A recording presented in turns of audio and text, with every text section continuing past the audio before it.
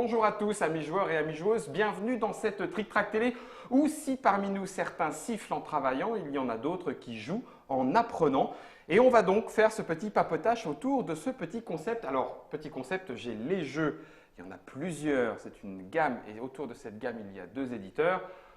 Le premier, historiquement, c'est Arithma et le représentant Arithma, et il me semble même que c'est le fondateur, c'est François. Bonjour François. Bonjour. Bienvenue dans la Trick Track Télé. Alors, tu n'es plus seul, parce qu'il y a eu un moment où tu l'as été, Arithma. Oui, on va reparler un petit peu de cette histoire-là. Maintenant, Arithma est avec Cocktail Game et c'est donc Monsieur Despnous. Bonjour Monsieur Despnous. Bonjour Monsieur Guillaume. Je suis ravi de vous retrouver dans cette émission culturelle. Oui. Je pense que nous ferons bonne figure tous les deux. On espère. J'aime beaucoup mettre à l'aise Mathieu. Et pour nous accompagner dans ce petit échange, ce petit moment de discussion, c'est Madame Nathalie Saunier. Bonjour. Bonjour. Oui, j'ai mis un Madame, Oui, parce qu'on oui. a dit culturel, tout ça. Donc Oui, oui. voilà. On va reprendre maintenant un petit peu l'histoire de Arithma. Juste pour me donner la date, puisque je l'ignore complètement, tu démarres à partir de quel moment Arithma, En François 2006, donc c'est quand même assez ancien. Bah oui, tu m'étonnes. Mais Tu nous as même pas dit pour tes 10 ans. oui, c'est Ah bah alors 2006. Voilà, mais au début, je faisais des mallettes pédagogiques pour D'accord. les enseignants. Juste histoire qui existe c'est pas trop toujours. indiscret. Tu es toi-même enseignant ou c'est Alors, venu comme ça? Non, je ne suis pas enseignant, Ouais. mais bon, il y a beaucoup de personnes dans ma famille qui le sont. Et, Ok, je vais faire des trucs pour vous les gars. D'accord, ok. et Ouais. j'ai toujours été intéressé par ça, donc pour moi, c'était assez naturel de m'y intéresser. D'accord. En termes de boulot, sinon tu faisais, si c'est pas une fois encore Oui, indiscret. donc sinon je suis ingénieur à la base. voilà, d'accord. Et je travaille dans l'informatique par ailleurs. Eh ben, je me sens, ça y est, je me sens petit. J'ai un cerveau. Donc 2006, du coup, tu démarres avec des mallettes pédagogiques. Voilà. Donc ça veut dire du matériel mis à disposition des enseignants pour Oui. plein de domaines, j'imagine. Alors non, c'était vraiment sur le calcul mental, donc ce qui a donné ensuite calculo dingo et multiplo dingo. Les deux premières que tu es venu faire à Trick Track. Mais sous Les une autre émissions forme, existent. voilà, D'accord. sous une forme, disons, qui va bien en classe, parce que le but c'était qu'on ait un certain nombre de jeux de cartes pour que toute la classe puisse jouer. C'est pas le pour même moins nombre cher de joueurs possible, qu'en étant 4 ou 5 dans la famille. Donc ça c'est le point de départ, Calculo Dingo. Effectivement, hein, ils sont ici, hein, Calculo Dingo, je vais même les montrer en caméra déportée. Mais, d'accord, si je démonte le PLV, mais sous une autre forme, puisque on était plus sur une mallette et plus Voilà. à destination de la classe. Alors, c'est toujours à Vas-y. destination de la classe, D'accord. mais à l'époque sous une forme vraiment uniquement pour les enseignants. D'accord. Alors que maintenant, c'est vraiment pour tout le monde. On peut y jouer chez soi. Voilà. Les jeux de multiplication, division, addition et soustraction, je vais les remettre dans le bon ordre. Juste pour une autre petite question, histoire de te cerner un petit peu plus, si tu me le permets. Et tu étais joueur déjà? Tu connaissais le domaine du jeu, alors qu'on va dire domaine jeu de société. Tu connaissais les jeux de Mathieu, par exemple? Un petit peu, mais je ne suis pas un gamer vraiment à la base. féru, Voilà, d'accord. donc je ne peux pas prétendre à ça du tout. Ok. Donc ça m'intéresse, mais voilà, de façon c'était Par pas ma petite touche. passion D'accord. Première. dévorante, quoi. J'ai D'accord. d'autres domaines aussi qui m'intéressent, mais Du coup, Multiplo Dingo, Calculo Dingo, ce sont les deux premiers. Et là, on a le display, je l'ai aussi en caméra déportée, 1, 2, 3 mathématiques, 1, 2, 3 français, 1, 2, 3 refrançais, 4, 5, 6. Là, vous avez tous gardé et augmenté la gamme depuis 2006. voilà. Tout le Bon, temps. maintenant une douzaine, on en sort 2 par an en moyenne, peut-être 3 à l'avenir, En on fonction espère. de- ouais. Voilà. Et on n'a jamais sorti un produit de la gamme, hein. On les a D'accord. tous gardés au fur et à mesure, Ouais. donc voilà, on arrive à 12 maintenant. D'accord. Du coup, c'est la gamme Didacool, c'est le nom. Oui, Hein. Elle se trouve à disposition parce qu'elle est passée par Cocktail Game ou dès le début, magasin spécialisé, non, magasin Oui. spécial enseignant. Enfin, je veux dire, comment tu Bah, le c'est- considères jeu de société, tu le considères quand même encore matériel pédagogique ou les deux à la fois? alors c'est assez large parce que effectivement les jeux sont conçus d'abord pour les enseignants, D'accord. C'est c'est-à-dire quand même que le ça- premier objectif. c'est testé en classe, Ok. c'est utilisé avec des enseignants, le but c'est que les enseignants l'utilisent en classe, D'accord. mais en même temps on les conçoit justement pour que ça marche aussi à la maison. Mhm. aussi donc dans d'autres contextes. C'est-à-dire qu'on réfléchit, quand on met au point un jeu, on réfléchit à ce qu'il y ait des règles qui marchent bien en groupe, par exemple de 4 en classe, et il y a des règles qui marchent bien aussi à la maison où on a des contextes d'utilisation différents. Il n'y a pas d'ailleurs que le nombre de joueurs, il y a aussi le type de joueur. Par exemple, en classe, les enfants doivent être en autonomie, jouer ensemble. À la maison, on va plutôt avoir un adulte avec. Il y a aussi la manière, disons, de considérer les choses. Par exemple, en classe, on a très peu de temps. L'enseignant doit aller très vite pour expliquer les règles et mettre en place très vite. Il doit ensuite pouvoir gérer le temps de ses sessions, etc. Donc c'est très calculé, etc. Voilà. Donc il y a des contraintes. À prendre en compte pour chacun des jeux. Voilà. Et par contre, à la maison, c'est un petit peu plus relax. C'est un peu différent. Et c'est un peu plus compétitif aussi à la maison. C'est-à-dire que c'est pas très grave qu'il y ait de la compétition, mais en classe, non, parce que sinon les meilleurs vont toujours gagner et ça va décourager les moins bons. Et décourager alors que c'est pas le but du jeu. Voilà. On voudrait que les moins bons justement progressent, donc on ne veut pas que ce soit trop compétitif. Donc on peut avoir des règles à la fois plus coopératives et d'autres plus compétitives dans chaque jeu. Alors du coup, je vais rebondir, tu l'as dit tout à l'heure, ça fait partie des impératifs, des règles qui s'expliquent vite. Ça tombe bien, c'est un des credos, Mathieu, de Cocktail Game. Des règles qui s'expliquent vite. Oui, c'est ça. C'est-à-dire qu'on essaie d'avoir des jeux qui se comprennent en quelques minutes et qui puissent se jouer en une quinzaine de minutes. Et j'ai rencontré François par hasard sur une manifestation ludique. Il y a combien de temps? Il y a, je sais pas, ça devait être 2001 ou 2000 peut-être. non, pardon, 2011, oui, de 2010. Il y a 6 ou 7 ans. Et nous, on avait une légère demande sur le jeu éducatif. Et François m'a dit, voilà… C'est un euphémisme légère? Oui, c'est-à-dire que quand on allait sur des manifestations grand public, on nous disait est-ce que vous avez des jeux éducatifs? Et puis moi je disais non, on n'en a pas vraiment. Très régulièrement, même dans les boutiques de jeux, des gens entrent en disant… Assez régulièrement, puis je m'étais dit le jeu éducatif c'est pas trop mon truc. Et puis j'ai fait la bonne rencontre, c'était François, qui lui avait fabriqué en boîte métal Calculo Dingo et Multiplo Dingo, qui était un peu dans le format de Mime-Tout, on va dire. Et donc du coup on a décidé de s'associer ensemble parce que tu n'avais pas vraiment de distributeur à l'époque et on s'est dit, si jamais ça marche, on va réduire le format de ces boîtes, on va les passer en jeu de poche et on sortira une gamme. Et puis par une direction de collection efficace, par une gamme qui répond bien en fait aux demandes des clients, on a réussi modestement à prendre notre part sur le marché. Petit à petit, voilà, tranquillement. Aussi, tranquillement et bénéficier d'un bon réseau de distribution. Via notre distributeur et qui aujourd'hui s'élargit de manière plus large avec des librairies, etc. François, Mathieu le donne sous l'aspect, on va dire, un petit peu économique, en termes de part de marché et tout. Ça veut dire que le bouche à oreille fonctionne aussi. Tu considères que ça a profité de cette aspiration, de cette démocratisation du jeu de société de façon plus large. Et du coup, cette aspiration-là est aussi un peu à l'origine du fait que la gamme, avec les bonnes illustrations, avec le bon travail autour des règles, fonctionne bien. Oui, je pense que tu as tout à fait raison, ça va de pair. C'est-à-dire que les enseignants, ils font partie de la société, ils sont des gens comme les autres. Et donc, le fait que le jeu se démocratise progressivement, ça joue aussi pour eux. C'est-à-dire que pour eux également, il y a plus d'enseignants joueurs qu'avant. Chez eux et en classe aussi, ils se rendent compte progressivement de l'intérêt que ça peut avoir. Et c'est plus naturel pour eux, surtout pour les nouvelles générations d'enseignants, c'est plus naturel. Et il y a une vraie compétence de François pour identifier les titres ou les thèmes qui pourraient être porteurs. Par exemple, on a un jeu qui s'appelle Fracto Dingo. Moi, je ne savais absolument pas s'il y avait des jeux sur les fractions ou pas. Et on a fait Fracto Dingo. Pourquoi? Parce qu'il y avait une opportunité à prendre, parce qu'il n'y avait pas de jeu sur les fractions. De la même façon, Conjus Dingo est un jeu où tu m'avais dit qu'il y avait assez peu de jeux de conjugaison. C'est aussi un créneau dans lequel on s'est engouffré plutôt avec succès en fait. On va reparler ensuite un petit peu plus particulièrement des différents jeux et puis de leurs particularités, des nouveautés, parce que ça veut dire aussi que du coup il va y avoir des nouveautés. Je vais quand même avant ça du coup reposer une toute petite question sur la façon dont ça s'organise. C'est donc de la coédition, Mathieu, ou c'est une gamme Cocktail Game? Non, c'est vraiment de la coédition avec des décisions partagées. C'est-à-dire que toute la direction de collection, c'est François qui l'a fait. Voilà, mais il nous demande, il faut qu'on soit d'accord pour sortir un jeu. Après, maintenant, en fait, c'est lui qui gère aussi la partie illustration. Nous, on va être plus sur du travail de mise en page, de relecture de règles. voire de temps en temps de trouver quelques jeux, mais on n'est pas très très doué pour ça forcément.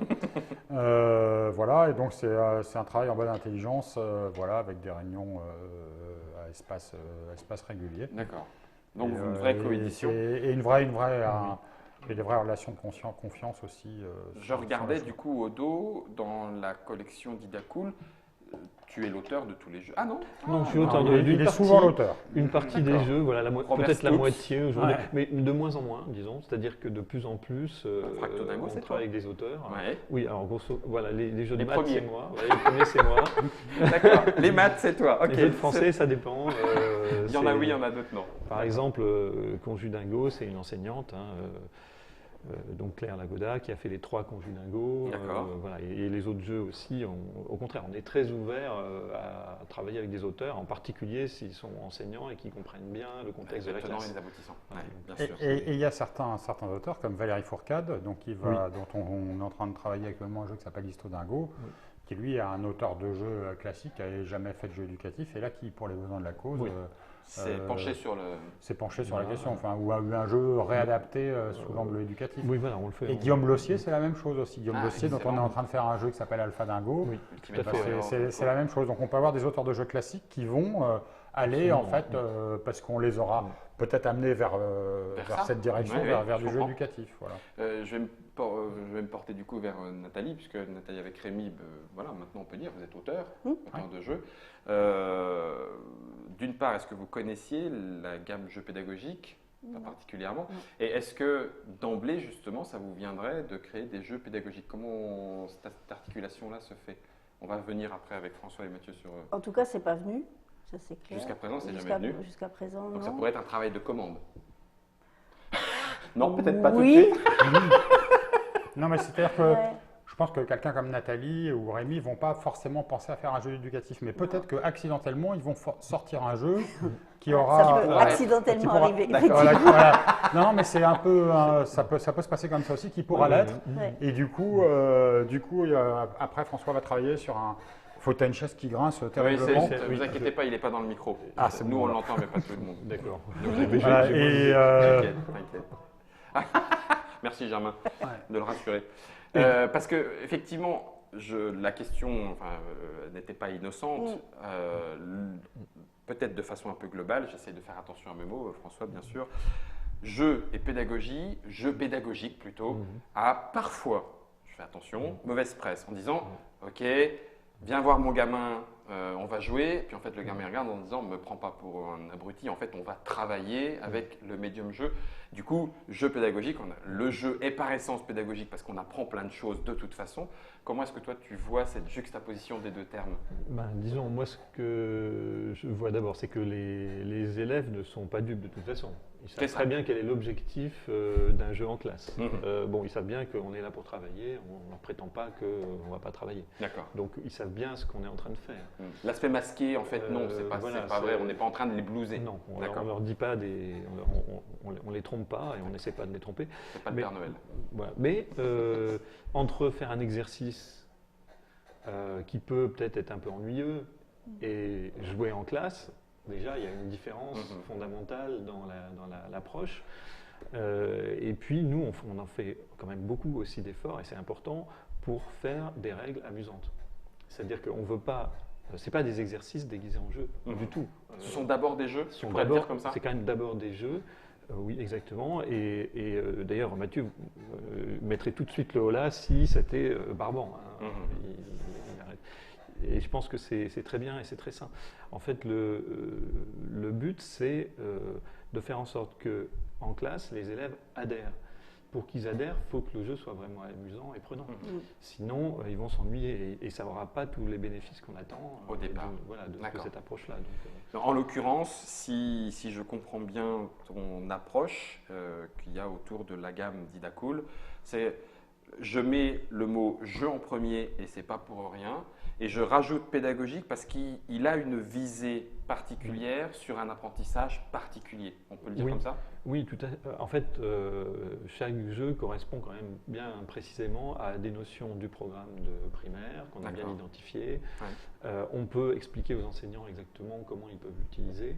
Donc, c'est effectivement c'est pas accidentellement, c'est vraiment voulu.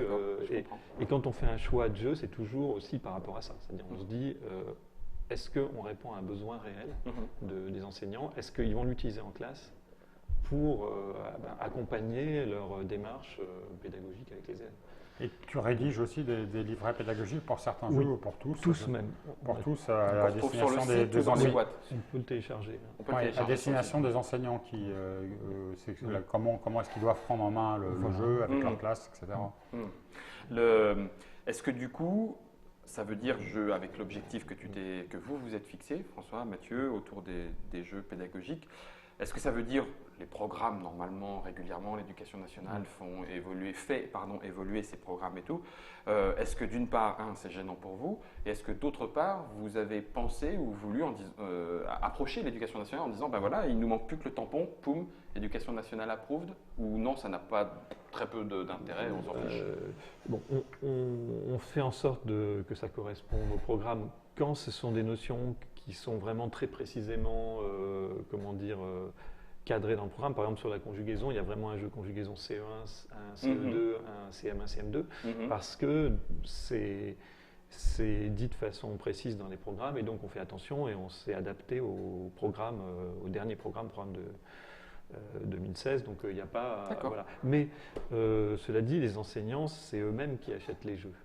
Ouais. Ils ne demandent pas à l'Éducation nationale de leur fournir quoi, aux caisses. Des idées, c'est eux-mêmes qui vont au-devant et qui se renseignent et qui achètent. Oui, d'accord.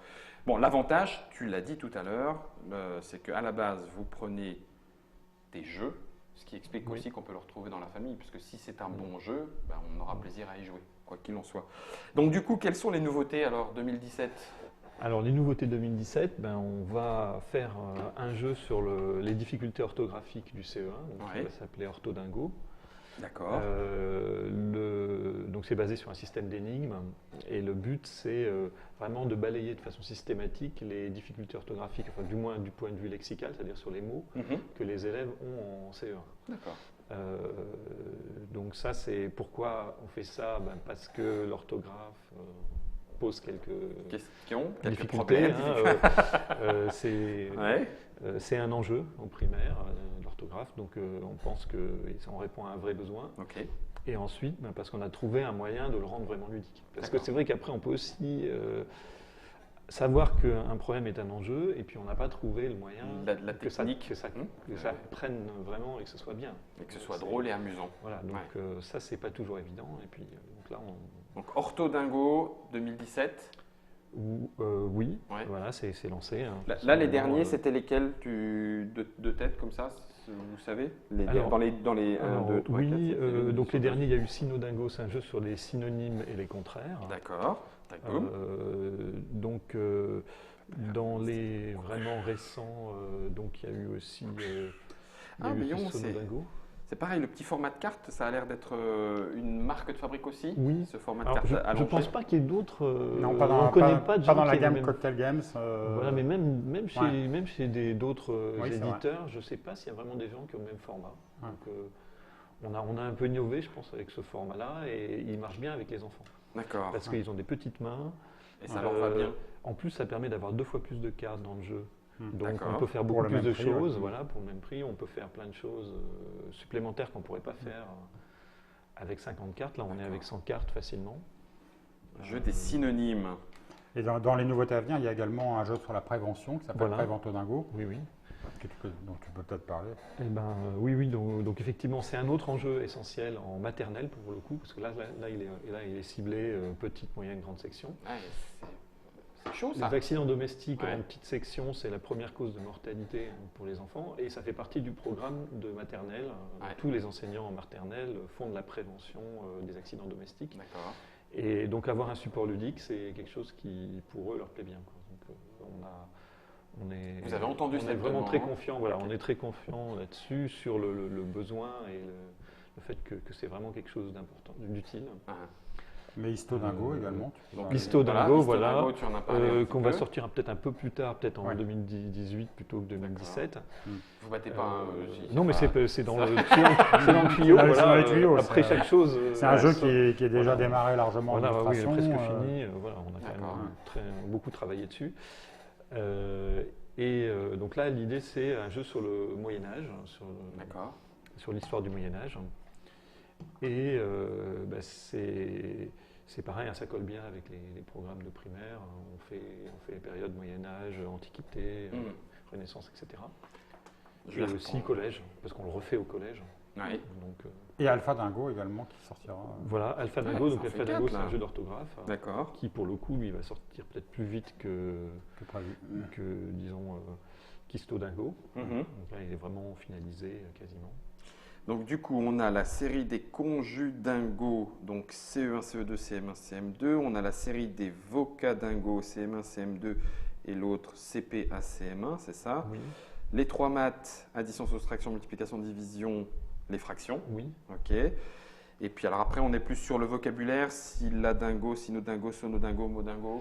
Oui, alors il y a des petites différences quand même. Sonodingo, c'est plutôt la phonétique. D'accord. C'est-à-dire que le but de Sonodingo, c'est les enfants qui sont en grande section de maternelle. Avant d'apprendre à lire, il faut qu'ils comprennent les syllabes phonétiques pour bien les distinguer et qu'ensuite ça devienne naturel pour eux de combiner des syllabes pour faire des mots. Donc c'est un jeu qui est vraiment orienté maternelle, mais qu'on peut faire aussi en début de CP, évidemment. Ouais. Alors, à chaque fois, il y a plusieurs règles, parce que je vois que sur pratiquement toutes les boîtes, plusieurs jeux pour telle chose, telle chose, telle chose. D'accord. Au minimum 3, en général, et ça Et dépend après. alors, ce qui est important, c'est qu'on essaie de faire une gamme qui est assez jolie, parce que le jeu éducatif est souvent très très laid. Et bon, je retrouve Mathieu. On vient de réveiller Mathieu des pneus de Cocktail. Nickel. Non, et souvent, tout va bien, François, tout va bien se passer. Et souvent très laid et très cher. Et nous, on essaie de faire des jeux beaux et pas chers. Voilà. D'accord. Non, mais c'est important. C'est vrai que pour donner envie d'abord donner envie aux enfants de jouer, il vaut mieux que ce soit beau. Et puis, dans une boutique, c'est quand même important aussi. Pardon, j'écoute François. Non, mais vas-y, continue. Oui, pour donner envie d'acheter, mais aussi pour donner envie de l'utiliser. Enfin, c'est les deux. C'est hyper important. Est-ce que vous regardez un petit peu parce que dans les jeux pour enfants, on connaît ABBA, qui est plutôt jeu de société, mais avec aussi en tout cas dans les arguments sur chacun des jeux, il y a un côté éducatif mis en avant, mémorisation, coordination, etc. Donc, Selecta, Djeco, bref, il y en a eu plusieurs. Est-ce que du coup, tu regardes aussi ce que fait un peu la concurrence pour essayer de Oui, de toute façon, je m'informe, mais ces éditeurs-là, ils sont quand même plus orientés famille. Ils sont pas vraiment, ils n'ont pas pour but de faire des jeux pour les enseignants. Donc c'est un peu différent. Après, il y a d'autres éditeurs qui sont eux spécialisés enseignants. Moi, je les connais moins. Par exemple, Le Grand Cerf, Oiseau Magique, etc. Bon, il y a un certain nombre d'éditeurs comme ça, mais eux, ils vont plutôt faire des produits très chers, qui sont par exemple des manettes pédagogiques ou des gros jeux. Ça va être plutôt 100 € le prix. Que 10. Donc, très cher et très laid. C'est ça que tu... Après, ça dépend. Il y en a qui font des choses plus jolies que on savait, Nathalie, que Mathieu allait remettre une couche. mais bon, en tout cas, c'est pas tout à fait la même démarche. Notre démarche, c'est vraiment une démarche de populariser le jeu éducatif, qui soit à la fois utilisé en classe, mais aussi à la maison, par les orthophonistes, etc. Pour les gens qui peuvent en avoir besoin. D'accord. Mes sœurs qui sont des huîtres en matière de jeux de société. Et pense, ça c'est la deuxième, bien vu pour la famille. Du coup, comme elles savent que, entre guillemets, j'édite des jeux éducatifs, là, elles trouvent ça génial. Tout d'un coup, tu viens de gagner tes lettres de noblesse. Exactement. Comme quoi, on a chacun un prisme particulier pour regarder les jeux.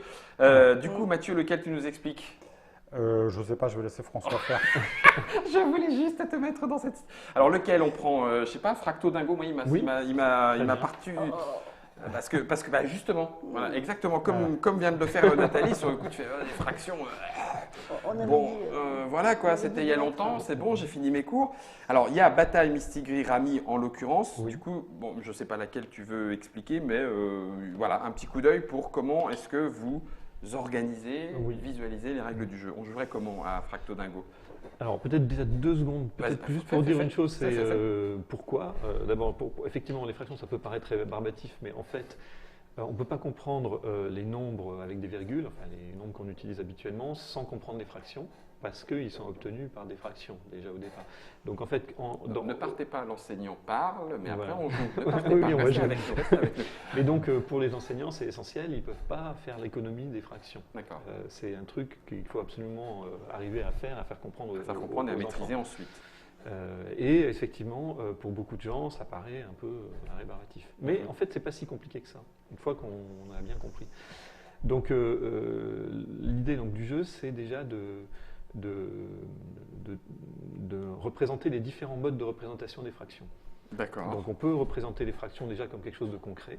C'est Donc, les par verts. exemple, des pièces d'or. C'est ça, ok. Voilà, donc le thème du jeu, c'est les pirates et donc un D'accord. trésor et on se partage des pièces d'or. Ah bah oui, forcément. Je ne sais pas si vous le voyez suffisamment, bougez pas, je monte un tout petit peu. Là, on a 1, 2, 3, et puis il n'y a pas de séparation, donc c'est la moitié, voilà. donc 3,5. Alors que là, on a une séparation en 4, et donc c'est 1. Un quart, voilà, de pièces d'or. Ok.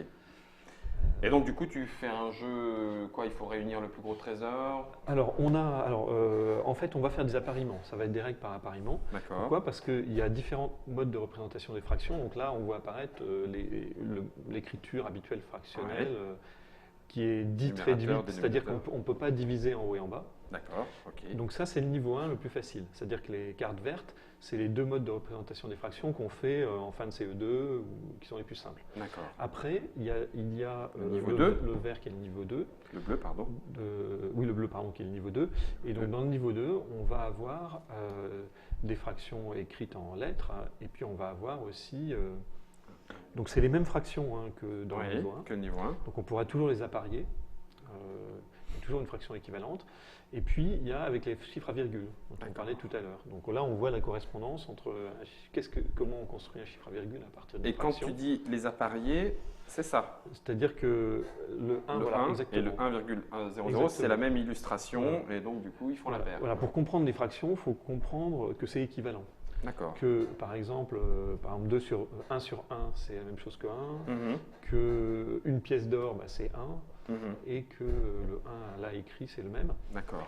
Et ensuite, dans le niveau 3, on a encore deux autres modes de représentation des fractions. Il y a les fractions non réduites, c'est-à-dire qu'on peut diviser en haut et en bas pour trouver le résultat. Niveau 3. Ouais.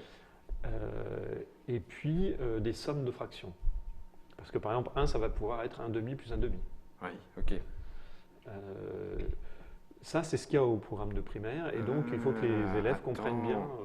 Ah, le ok. lien. Et en plus, ça va encore plus loin que ça. D'accord. C'est là où on voit que c'est bien pensé, enfin, si je peux me permettre, c'est que même entre les cartes de différents niveaux, à chaque fois, l'illustration Oui. est conservée pour justement cette Vérification. vérification automatique Voilà. de c'est bien la même chose. Voilà, exactement. Et ça, Ok. c'est aussi ce qui permet de mettre les élèves complètement en autonomie. C'est-à-dire D'accord. qu'une des choses importantes en classe, c'est que les élèves soient autonomes, ils jouent tout seuls. Parce que l'enseignant, il a 30 élèves, il ne va pas pouvoir être derrière tout le monde. Derrière tout le monde. Donc il faut que tout le monde, que chaque groupe d'élèves puisse jouer en autonomie. Ouais. Et donc ils peuvent vérifier si jamais ils ne se trompent pas sur les fractions. Ah ouais, ça marche.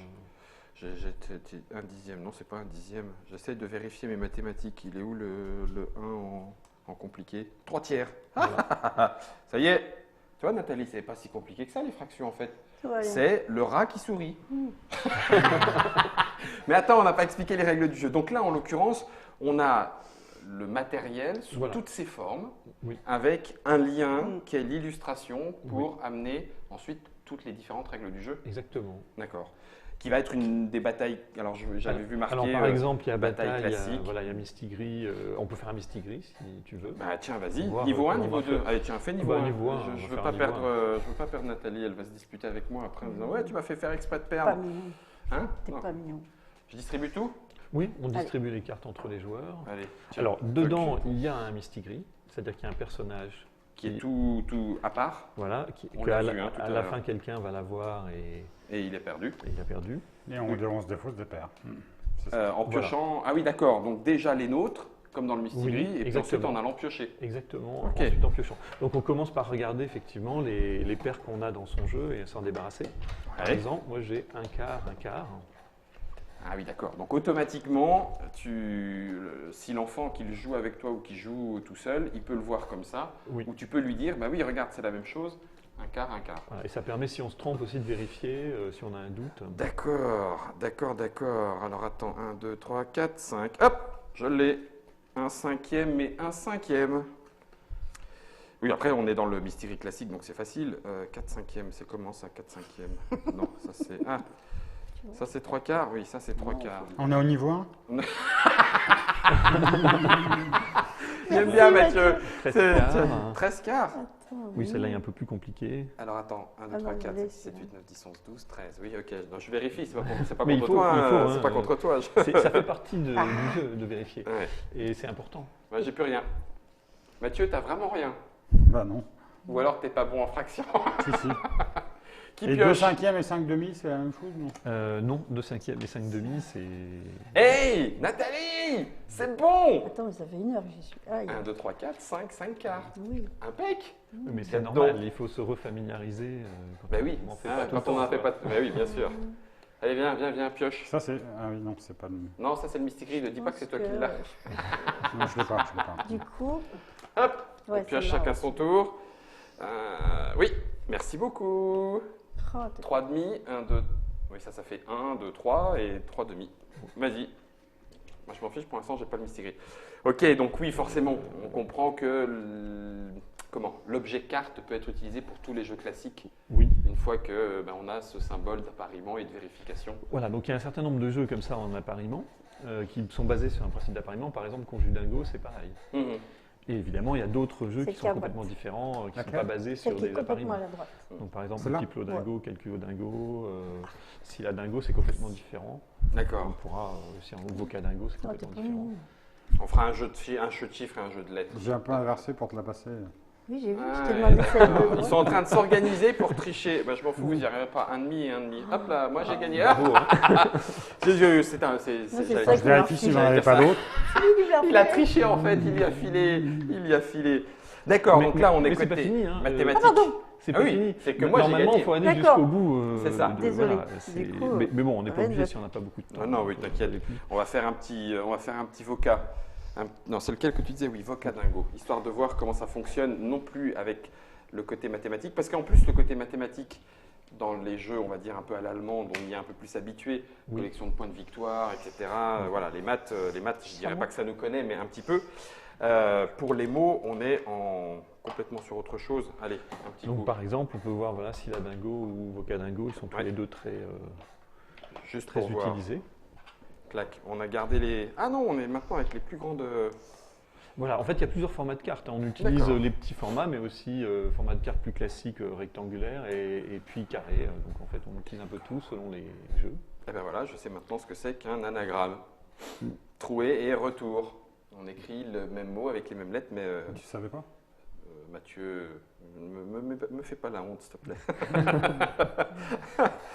Définition, et après tu peux le faire deviner aussi. Voilà, donc D'accord. en fait, au niveau du matériel, effectivement, il y a ça. Il y a des mots qui sont anagrammes l'un de l'autre, plus à chaque fois une définition et Ouais. une devinette. Ouais. Et il y a, disons, 4 façons de jouer qui sont associées à des personnages. Donc là, on va avoir les D'accord. 4 personnages. J'arrive au personnage. Non, ça c'est les règles. Et donc le principe des personnages, donc le personnage anagramme, bon, c'est simple, on va piocher une carte et faire deviner aux autres l'anagramme de cette carte. Dessus, d'accord. Ok. Les autres vont essayer de chercher, s'ils ne trouvent pas, on leur donne la devinette. La petite devinette, ok. Je te dis rive Voilà, il va falloir trouver l'anagramme de Rive. Vire. et Vire. R-I-V-E. R-I-V-E. Non, la devinette c'est il a trop bu. Ivre. Ivre. Merci Mathieu. Ok. Donc Donc- là, facile, évident. Alors, L'anaphrase. ça demande quand même de réfléchir, hein, parce que Oui, ben nous, c'est nous, on est en une, c'est adulte, une- oui, voilà, oui. c'est une gymnastique voilà, qui n'est pas si évidente. C'est peut-être le plus dur hein, dans les 4. D'accord. Donc après... On a évite-moi, qu'est-ce qu'on va dire devine-moi, Voilà. anaphrase. Donc devine-moi, on va donner la définition d'un mot. D'accord. Et à partir de cette définition, les joueurs doivent deviner de quel mot il s'agit. Ouais. Et tu gagnes la carte. Et on gagne la carte, voilà. Ok. Évite-moi, il va falloir faire deviner le mot, mais sans utiliser les mots qu'il y a dans la définition. D'accord. On est dans Donc c'est le contraire Tabou. de lire la définition. C'est ça, le tabou. Et on doit reformuler, on doit réfléchir. Et anaphrase, là, c'est complètement différent.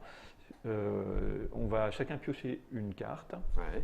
et chacun doit faire une phrase la plus Excellent. rigolote possible en utilisant les deux mots qui sont anagrammes l'un de l'autre. D'accord. Et on donne sa carte à celui dont on pense qu'il a fait la phrase la plus rigolote, la plus D'accord. intéressante. Je suis sorti de la mine avec un chariot, il était rempli d'haricots. Pas de bol, hein. Ça va, c'est pas mal? C'est pas mal. Ah, merci, j'ai fait Ouais, sourire, ouais, j'ai fait ouais, rire, donner. j'ai fait rire François. Voilà, mesdames et messieurs, est-ce qu'on a fait le tour? Parce qu'on a parlé de ce qui allait venir, on a parlé de l'histoire, d'Arithma et de Didacool, maintenant avec Cocktail Games.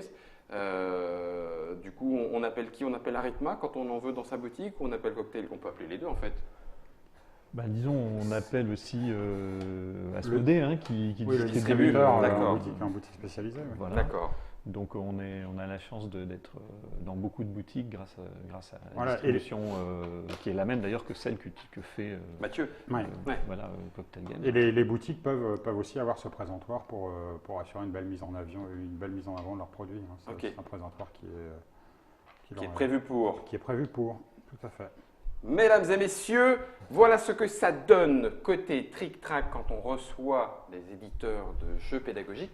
Tu vois, finalement, je peux te l'avouer maintenant, hein, François, j'ai commencé l'émission en fronçant un peu des sourcils en disant fou. Puis finalement, j'ai fait une phrase qui t'a fait rire et puis je me suis pas mal débrouillé aux fractions. Non? Tu trouves pas Oui, t'as gagné, évidemment. Un grand merci à toi, Nathalie. Merci beaucoup, Merci. Mathieu. Merci. François, pareil. Merci d'avoir Merci fait beaucoup. la route. Arithma, c'est à quel endroit? Bah, à Paris. Tout À Paris, simplement. d'accord. Merci d'avoir fait la route depuis Paris pour venir nous présenter à la fois la gamme et les nouveautés. On va les redonner. Il y a Histo Dingo qui arrive, Oui. d'accord. Il y a Ortho Dingo, je ne me Oui, suis pas sur trompé. Ortho. Et puis ben, voilà, j'en ai oublié. Il y a Memo Dingo, mais ça c'est pour toi en fait. Le spécial Guillaume. Non, j'ai oublié. Prévento Dingo, Ah oui, là, sur la Prévento, prévention. Prévento Dingo. Et puis Alpha Dingo sur le vocabulaire, enfin orthographe plutôt. Orthographe, etc. En gardant bien évidemment Dingo, nous sommes dans la gamme non pas des Dingo cool, mais des Dida cool. Merci à vous de nous avoir suivis. Merci à Germain pour la réalisation. On va se retrouver, que ce soit pédagogique, ludique, mais certainement un mélange des deux. De toute façon, quand on joue, on apprend à être bien. Amusez-vous bien et bonne partie. Ciao!